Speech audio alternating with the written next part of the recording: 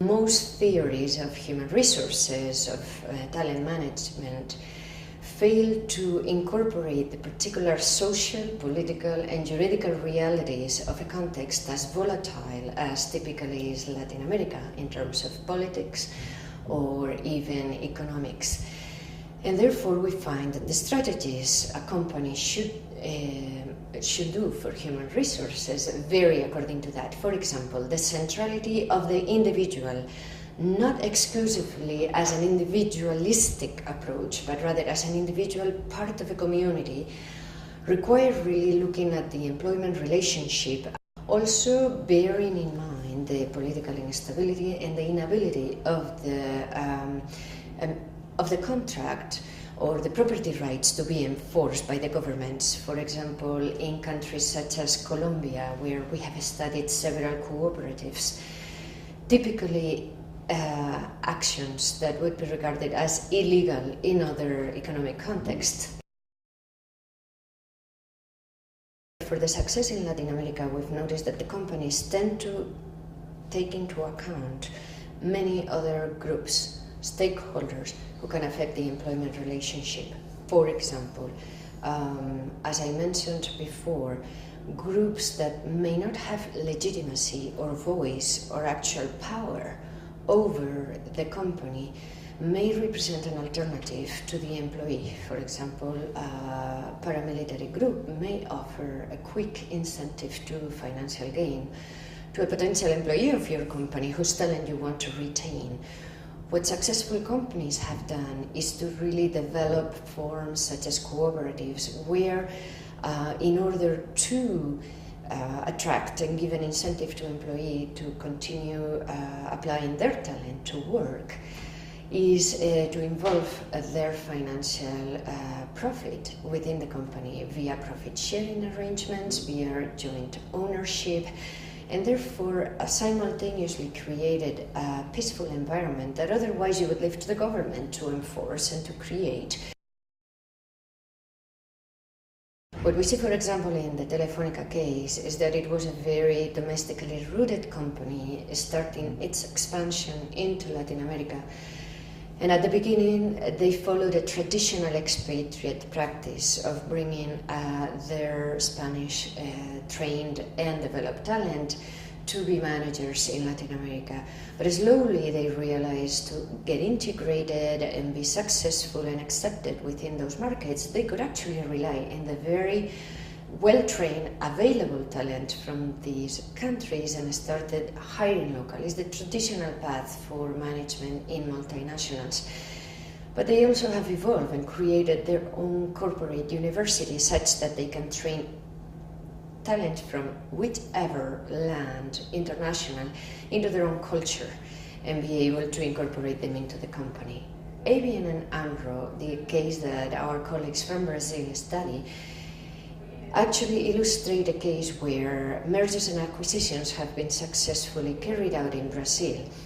The bank acquired Sudameris and Banco Real and emphasize, again, going back to what is typical of Latin America, emphasize the people first by looking at explaining to the employees from the acquired banks how they intended to follow a policy of continuity with the values, and values are very important, with the values guiding the original local banks. For example, the new president made it a point to deal with the 30,000 plus employees from the acquired banks and try to have a dialogue with them and enlisting them by means of emphasizing trust, that relationship of trust. Another practice they followed was precisely to create an internal replacement office where the employees who would be redundant after the merger or the acquisition could find a position within the new company according to their competences and their talent. Some of the overall lessons that we really learn, number one is the ability to create competitiveness via relationships with the different stakeholders who might be related to the company, and not only those, like I said, that can contribute financially, but those who can contribute really across the board in the society and in the development of the community. At the same time, we also see an open-mindedness to work in successful companies, to work with the good local culture-based practices and incorporate or adapt the more universal international practices that they bring with them in a way that works. A pragmatic approach, in a sense, that is able to recognize the good in both local, domestic, and international practices and combine them perhaps in packages that were not available either in a textbook or in other organizations, but in this location works, and they are able to maximize the profit out of that. There are significant differences among the different countries in Latin America, and those relate fundamentally to the government, to the legal framework, and to the advanced education, the higher education institutions. In some countries, it is easier to find highly educated people who would really provide a source of talent for the company without moving abroad.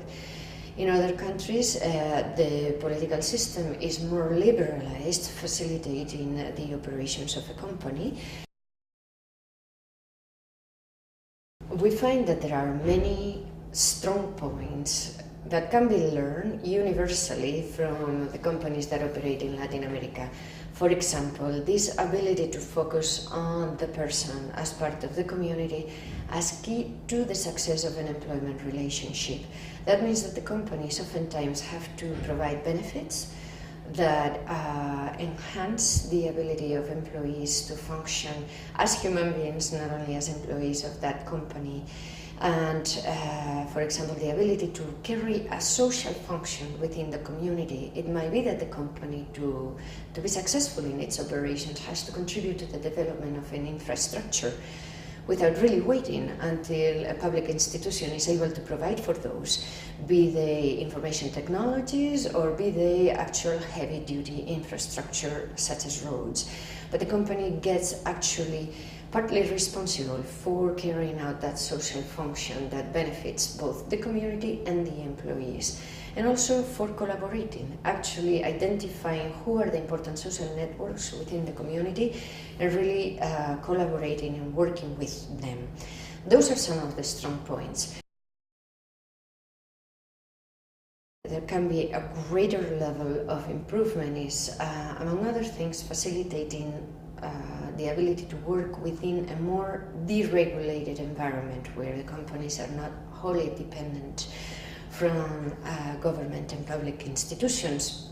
There can be a greater level of investment in infrastructure from the viewpoint of information technology for the policies of human resources that in many companies is still carried out with pen and paper. And that can be, to a certain extent, liberating the talent of human resource personnel to actually carry more strategic level thinking and operating, and greater level of development for the small companies to be able to hire and develop talent.